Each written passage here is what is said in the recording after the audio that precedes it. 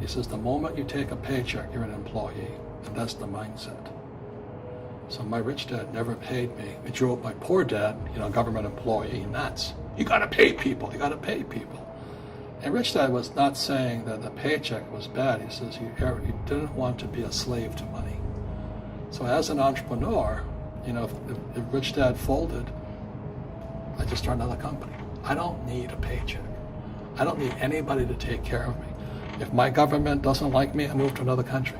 So the entrepreneur is not so much the business. The entrepreneur is really the mindset and the skill sets and the different set of rules. You see, I don't operate, small business does not operate in the same rules as big business. Entrepreneur is a mindset first, a skill set, and rules. And depending upon whether you're an employee or a small business, the rules are different.